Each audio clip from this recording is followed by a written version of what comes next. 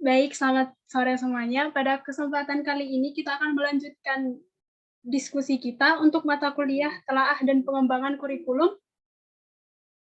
Tetapi sebelumnya izinkan saya memperkenalkan diri. Nama saya Tarida Nur Afni Pasaribu. Saya dari kelompok 4 dan saya selaku moderator yang akan menuntun jalannya diskusi pada hari ini. Adapun rundown diskusi yang akan kita lakukan, yang pertama penyampaian materi yang akan dilakukan oleh kelompok penyaji. Materi disampaikan berdasarkan topik yang sudah ditentukan sebelumnya. Selanjutnya disusul dengan diskusi tanya jawab. Pada kesempatan ini diskusi dibuka untuk 2 sesi penanya. Sesi pertama dibuka untuk penanya utama yaitu kelompok 3 dan sesi kedua dibuka untuk audiens. Dan yang terakhir yaitu kesimpulan dan penutup.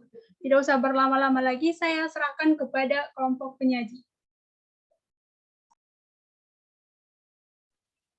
Baiklah, terima kasih banyak untuk kelompok moderator, untuk waktu ini juga kesempatan yang telah diberikan. Kita langsung aja. Jadi di sini kita akan membahas tentang kurikulum Indonesia dan kurikulum Cambridge untuk mata pelajaran biologi, di mana di dalam kelompok kami ini ada saya, Dr. Jonathan Samori, dan juga Elida Octavia Panjaitan. Baik, kita langsung saja. Kita ke materi yang pertama.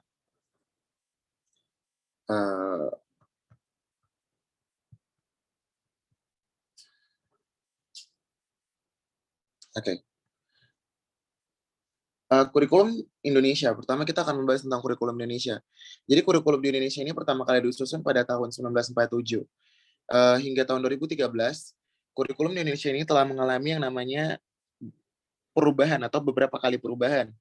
Nah, perubahan dan penetapan kurikulum di Indonesia ini merupakan kewenangan dari materi pendidikan, dari Menteri Pendidikan, Kebudayaan, Riset, dan Teknologi Indonesia. Nah, kurikulum di Indonesia ini juga dikelola melalui kebijakan. Oke, kita lanjutkan. Kurikulum di Indonesia ini juga dikelola melalui kebijakan publik dalam bidang pendidikan yang diatur oleh Kementerian Pendidikan, Kebudayaan, Riset, dan Teknologi Indonesia. Kita langsung masuk ke intinya. Jadi yang namanya kurikulum Indonesia itu, dia itu dibentuk pada saat masa revolusi. Nah, setelah Indonesia melakukan yang namanya proklamasi kemerdekaan, kurikulum di Indonesia itu telah berubah beberapa kali pada masa Orde Lama, Orde Baru, maupun Reformasi. Pada masa Orde Lama, kurikulum di Indonesia mengalami 3 kali perubahan melalui kebijakan negara tentang pendidikan nasional. Periode pertama merupakan periode penetapan kurikulum pertama di Indonesia.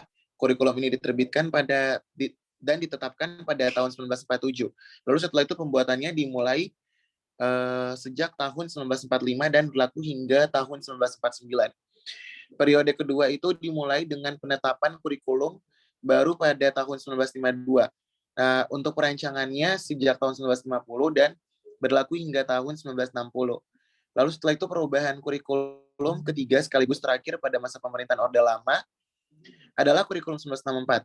Kurikulum ini telah dipersiapkan pada tahun 1964 dan dilaksanakan hingga tahun 1968.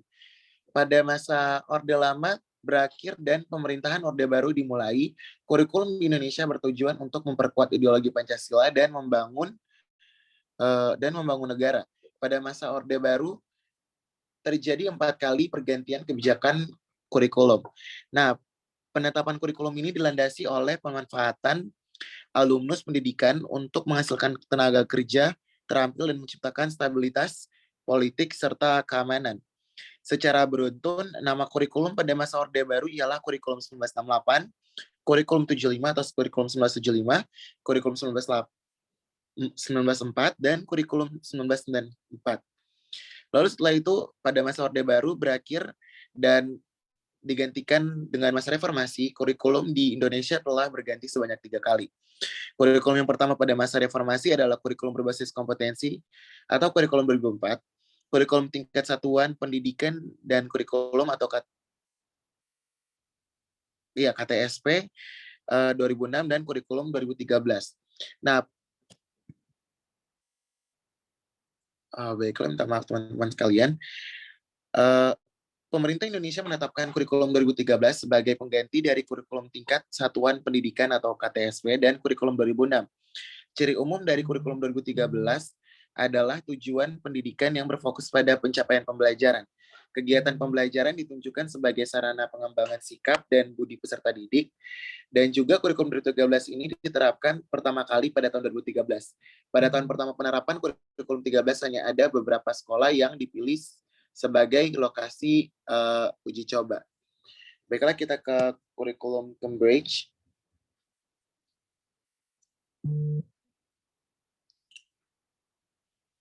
Pada dasarnya, kurikulum ini dirancang sebagai pedoman bagi dunia pendidikan, khususnya untuk pengajar dan peserta ajar. Nah, kurikulum Cambridge atau Cambridge International bertujuan untuk menciptakan generasi yang siap dalam persaingan global. Sesuai namanya, kurikulum Cambridge berasal dari organisasi non-profit yang ada di Universitas Cambridge, Inggris. Kurikulum ini telah dipakai oleh, dipakai sekitar 1.000 sekolah di 160 negara, salah satunya Indonesia. Dan di Indonesia sendiri, kurikulum Cambridge itu baru mulai diperkenalkan pada tahun silam. Nah, kurikulum ini sempat berganti nama dari Cambridge International Examination menjadi Cambridge Assessment International Education pada tahun 2018. Pergantian nama kurikulum ini untuk menegaskan bahwa Cambridge International bukan sekedar soal ujian, tetapi juga jati diri pendidikan itu sendiri.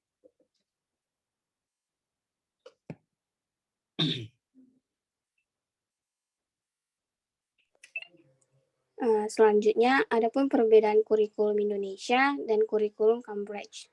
Slide selanjutnya.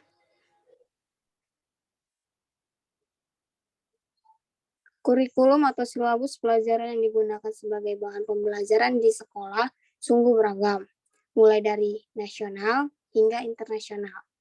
Pada umumnya, sekolah di Indonesia menerapkan metode belajar yang disesuaikan dengan KTSP atau kurikulum 2013. Namun, sebenarnya ada banyak kurikulum internasional yang digunakan di beberapa sekolah di Indonesia.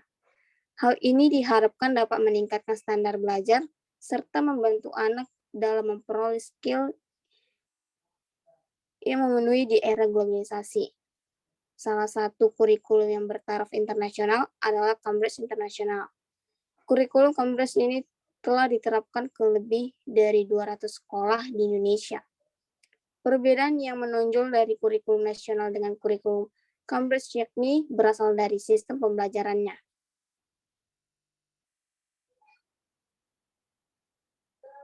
Kurikulum Cambridge atau kurikulum internasional lebih mengerucut pada mata pelajaran yang diminati anak. Sedangkan kurikulum nasional menyamaratakan jenis mata pelajaran kepada semua anak. Slide selanjutnya. Nah, misalnya KTSP atau kurikulum 2013 mewajibkan anak untuk mengikuti seluruh mata pelajaran yang tersedia. Terlepas dari minat si anak, berbeda dengan itu. Kurikulum Cambridge membebaskan anak untuk belajar sesuai ketertarikannya. Jika senang matematika,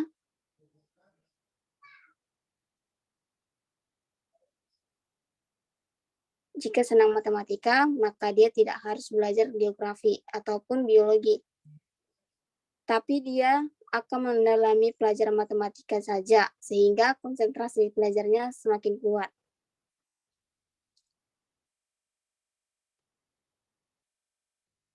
Selanjutnya saya serahkan kepada moderator. Baik, terima kasih kepada kelompok penyaji yang sudah memaparkan materi dengan baik. Selanjutnya kita akan masuk pada proses diskusi tanya jawab. Untuk sesi pertama akan saya buka untuk 2 orang penanya.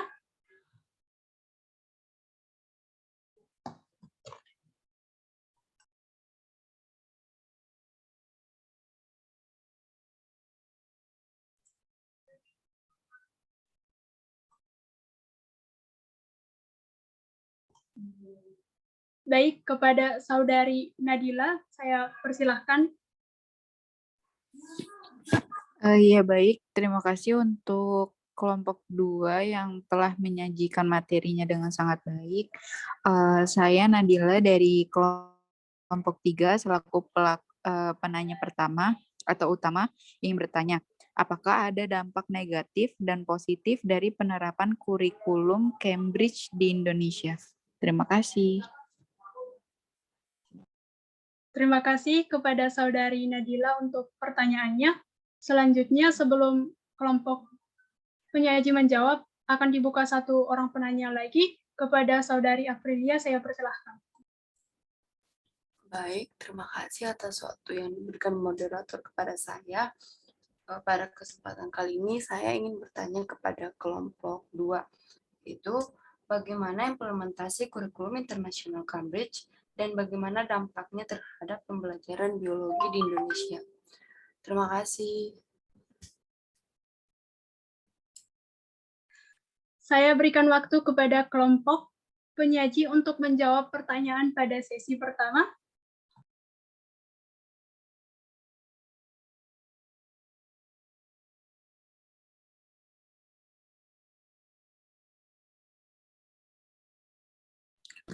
Baiklah, terima kasih banyak untuk kelompok moderator. Mungkin di sini saya akan jawab pertanyaan dari Saudari. Baiklah, di sini saya akan jawab pertanyaan dari Saudari April.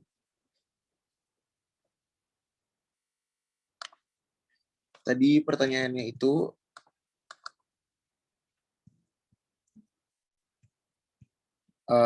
bagaimana implementasi berdasarkan hasil analisis data dan pembahasan hasil penelitian, bagaimana implementasi Cambridge dan dampaknya terhadap pengelolaan pembelajaran biologi di Indonesia itu ya. Oke, kita langsung aja ke pembahasan.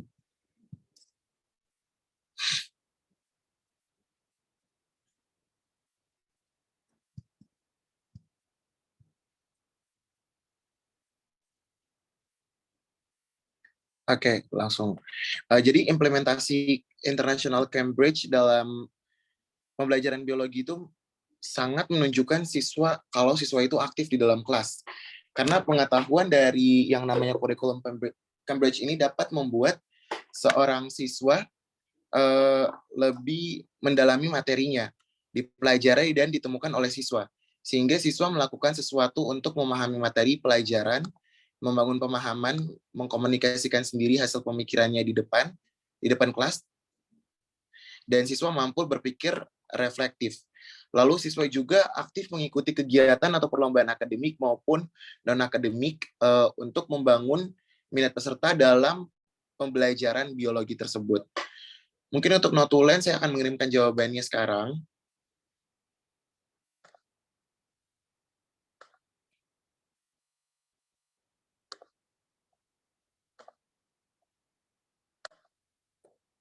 Baiklah.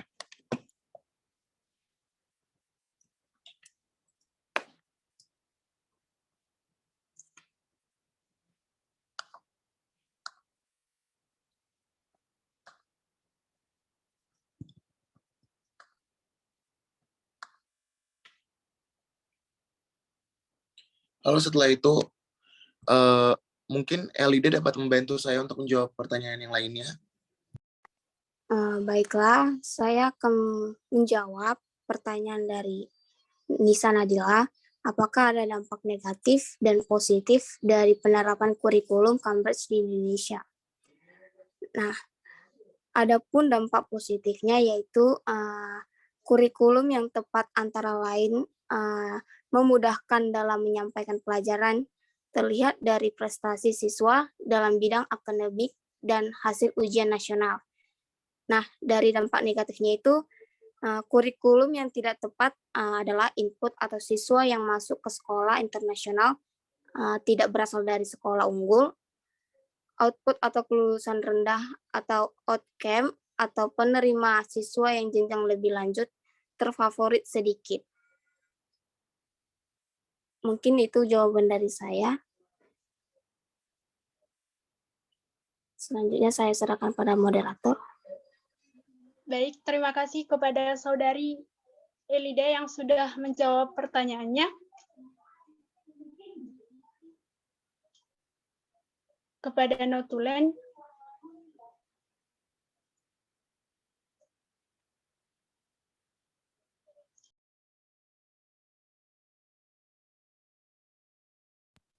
Oke, mohon maaf moderator, nanti teman saya Elida akan mengirimkan jawabannya langsung ke notulennya. Mohon maaf sekali lagi. Kita langsung aja. baik, terima kasih Saudara Dokter untuk informasinya. Selanjutnya akan masuk pada diskusi sesi kedua. Saya berikan kesempatan kepada audiens yang ingin bertanya terkait materi yang sudah dipaparkan. Sesi kedua dibuka untuk 2 orang penanya. Saya persilahkan.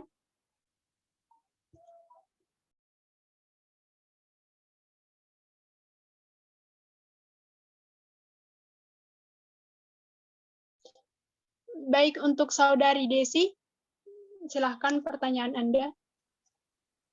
Baiklah, terima kasih moderator dan juga terima kasih kepada kelompok 3.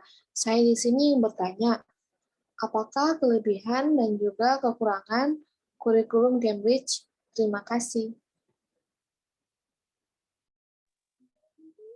Baik, terima kasih atas pertanyaannya untuk Saudari Desi. Untuk 1 orang penanya lagi, saya persilahkan kepada Saudari Sylvia Juliana. Baik, saya Sylvia Juliana dari kelompok 1 ingin bertanya, untuk kurikulum Cambridge itu menjamin siswa untuk apa saja ya? Terima kasih.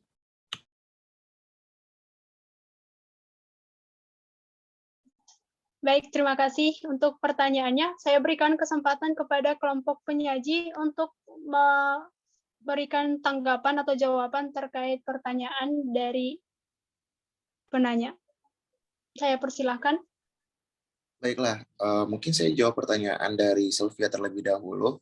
Sekali lagi saya mengucapkan terima kasih banyak kepada moderator dan terima kasih juga untuk penanya.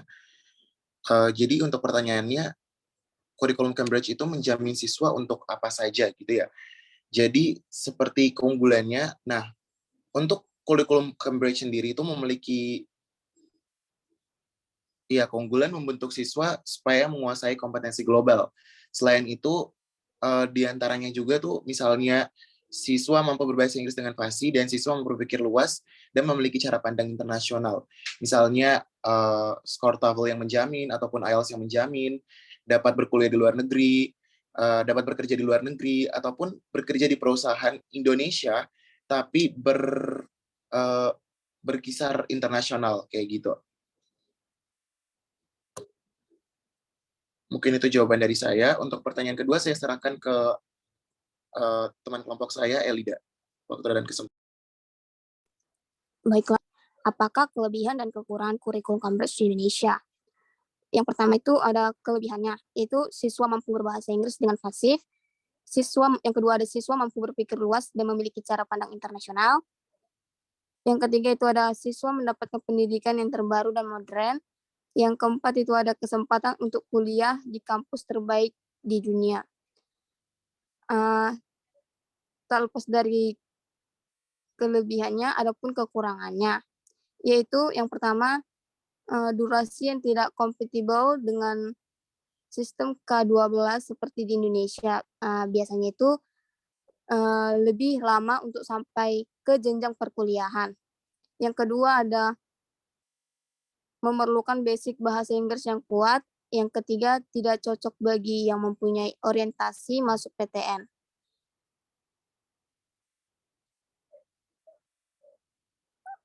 Mungkin itu aja jawaban dari saya. Saya serahkan kepada moderator.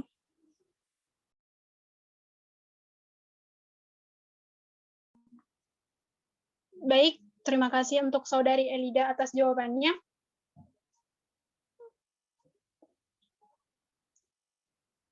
Setelah mendengar pemaparan materi dan juga diskusi tanya jawab yang dilakukan, maka dapat disimpulkan jika kurikulum Cambridge dan kurikulum Indonesia mempunyai perbedaan yang cukup signifikan. kurikulum Indonesia atau KTSP itu mewajibkan anak untuk mengikuti seluruh mata pelajaran yang tersedia terlepas dari minat si anak. Sedangkan kurikulum Cambridge itu membebaskan anak untuk belajar sesuai dengan ketertarikannya. Jika anak suka matematika, maka si anak tidak perlu mendalami ilmu geografi, biologi, dan ilmu-ilmu lainnya. Baik, demikianlah akhir dari proses diskusi kita pada hari ini. Terima kasih untuk kelompok penyaji, kelompok penanya, dan juga audiens yang berpartisipasi dalam diskusi ini. Selamat sore.